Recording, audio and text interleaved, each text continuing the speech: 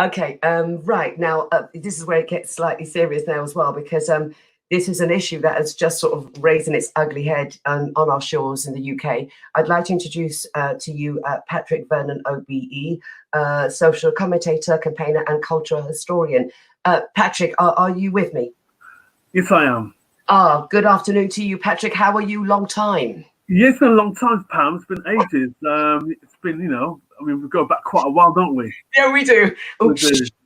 You can start revealing our ages. You can reveal your age. I'm still 21. Anyway. Lovely. It's lovely to see you, Patrick. Yeah, likewise.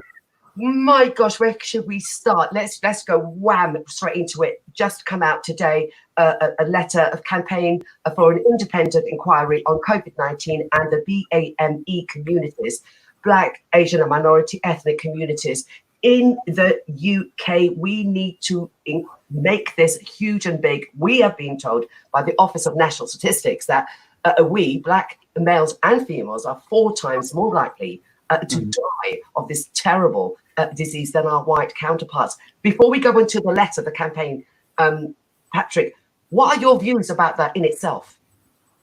Well, I mean, I've got a personal story because my sister's partner died of COVID-19 about a month ago. So it's really just on a Zoom call now with the family because we can't see them. They live in Derby, and I'm in London, and my parents are in Wolverhampton. So we just communicated by Zoom, and it's just been really, really difficult for the whole family. So, I mean, there's lots of families up and down the country grieving because of losing a loved one. And in many ways, that's probably why I'm part of the campaign team to find out from the government that we need a transparent, independent process around independent inquiry. Mm-hmm. We're told, Patrick, sorry to put in there, but first of all, to go on to this issue, why is it that there's 4%? Now, we've been told that there's various aspects, socioeconomics, our health, i.e., diabetes, sickle cell, hypertension, high blood pressure, the list may go on. Is that really, or is that really it? Is that a cluster? Is that amount that you put in there that we have seen that? Yes, we know this within our community. But let's talk a bit more about that. I'm not going to say what the answer is because we need to have an independent inquiry. Obviously, lots of people have jumped in talking about lack of vitamin D and a whole range of different theories and issues around that certain staff have been deliberately being put in COVID wards without necessary PPE. That's why we need to have an independent inquiry to explore the health dimension, the scientific public health dimension around lifestyle and all that kind of stuff, but also looking at some of the wider issues which may have impact on structural racism, particularly how BME staff are treated in the NHS and in wider society. And the only way we can do that is have a proper process. Otherwise, we'll spend a lot of time speculating, and we may not find the right answers. Yeah, the transparent process, as you say, indeed, and wanting to restore public confidence. Are we saying that really the communities are not confident about, just being told that this is what it is, and it's 4%, and then Asian, they've split up the Asian. They've said Bangladeshi and Pakistani 3 point. They've said Indians 1 point. Can I just, actually, to that point, let me ask you this question. If the Office of National Statistics can dissect under the word Asian, if they can dissect it to Bangladeshi and Pakistani against Indians, could I ask you a question? Why wasn't the word Black under dissected with African and Caribbean? Because it's the way that we do our ethnic recording of stuff, and that's what been one of the major problems through this whole coronavirus process about the ethnic recording. I mean, since 1991, the NHS has meant to have done proper ethnic recording. And also, if you look at the census, if you look at Black, it's often subcategorized as Black Caribbean and Black British. And so often they still use census data based on nationality. Now, we've been here about 4 generations, so it's not based on we're British, but obviously we have different aspects around Africa, the Caribbean, people of mixed race. So that's why it's more difficult and it's not that comprehensive. Also finally, when someone dies, on ethnicity is not recorded on the death certificates. So basically, they have to use a whole range of proxy data information, and obviously what hospitals have been doing and care homes. If someone is diagnosed with COVID-19, that's when they start to record people's ethnicity. So we need to look at in more detail, and that's why again we need to have an independent inquiry to look at one aspect of this issue around ethnicity recording and coding. Yeah. You've got some big names here backing it up. We were talking about the author of Noughts and Crosses, Mallory Blackman, OBE, Baroness Doreen Lawrence, obviously yourself. But there's also, the list is endless. So I'm just going to say Shawnee Scoffery, Matt Henry, MBE. Yes. This is endless, it's endless. So with this, how are you hoping to really impact the government on this? So what we've done, obviously, this campaign is on different levels. Obviously, we've approached high-profile people of colour in Britain to say that we are individuals concerned about the impact of COVID-19 on minority ethnic communities. And we use a strapline, minority communities, but majority deaths, because we are dying. And not only are we dying, we also have an impact of COVID-19. And also some of the policy that the government has instituted around social distancing is not working for the community. And on top of that, you've got clear evidence of heavy-handedness by the police around the country. And that's why we need a public inquiry. But more importantly, we want people to sign the letter. The letter's online, and there's a whole network, there's a whole group of individuals, but I'm working particularly with an organisation called UBELE, which does a lot of work in the Black community around capacity building. And on their website, you can actually see the letter, and you can actually add your name to the letter as well. And we want to put more pressure on the government to really take this seriously. It's quite clear and it's quite apparent if you compare Britain to other countries around the world that we have handled this really badly. 33,000 deaths officially, maybe more. Yeah. And apart from America, we are probably one of the worst countries in the world to manage this pandemic. Yeah, indeed. But you're going to give me all those details later for all these web details and where people can go in and sign on. But I just want to go into that a moment as you just say that they have been too many reports, and it's worldwide news as well, that the government has been slammed for not dealing with this crisis from the get-go. We know that they're telling us, and then the government knew this at the back end of December 2019 to the beginning of January 2020, government was informed about this particular coronavirus. And it was dealt with very slowly, in fact, on a low rate. In fact, they didn't put the alert on high at all. We can hear all that all day long about what happened, but we still want to deal with it right now. What can the government do right now to change and to get this plateau to stop this new contract cases going on? Because I'm going to say this, only just recently they have started to test passengers coming in to the UK, which they hadn't been doing before. This is all part and parcel of the inadequacies. And that's the one. So in terms of the short term, obviously, the government has to do a lot of stuff. I know a lot of people working in the NHS, they're not getting the right type of PPE. They need to start this process of community testing and contract taste, which is important. Otherwise, what's the point of having a social distancing policy locked in your doors all day long, and there's no backup to follow that? It's just going to make things worse, to be quite honest.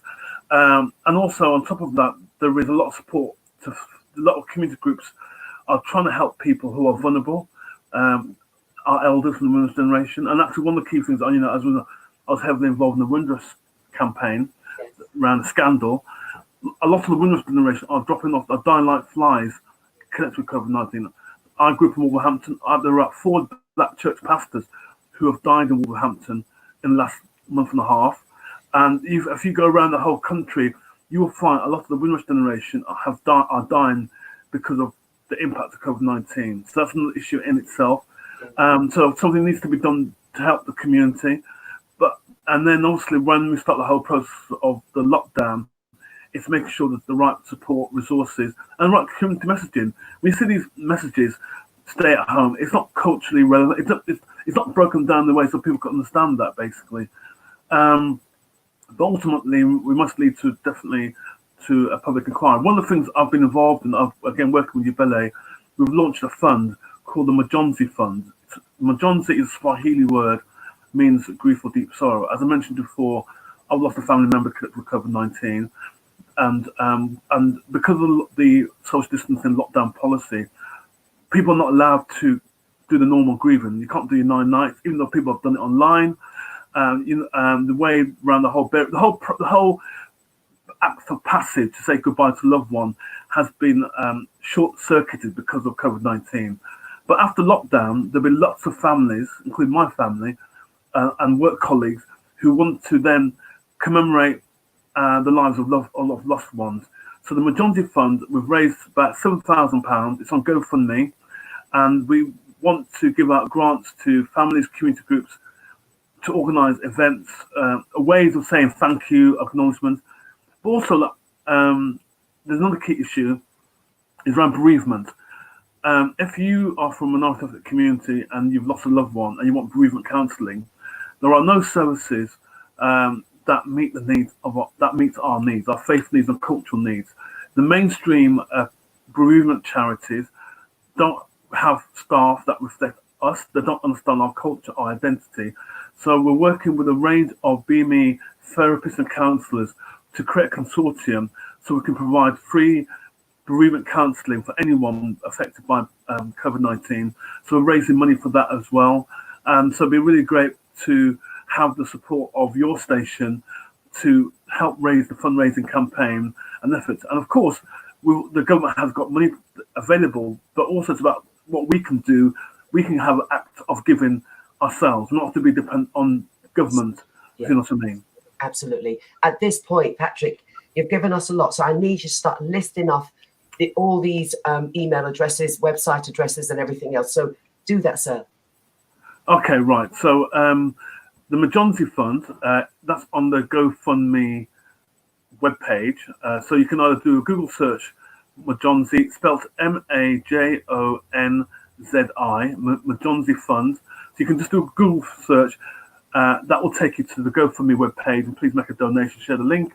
If you want to have details of the petition that you would like to sign, you can go onto the Ubele website. Ubele spelled Ubele, and the website address I can just give you.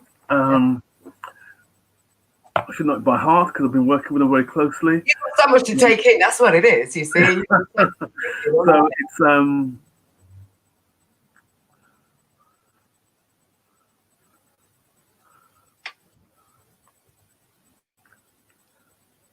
so ubele.org. So it's www.ubele.org. You go to the website, and then you click onto a section about we want answers. All the people, all those celebrities, all those personalities in that letter that you've just mentioned, you can add your name to that letter, including yourself, Pam. And I will.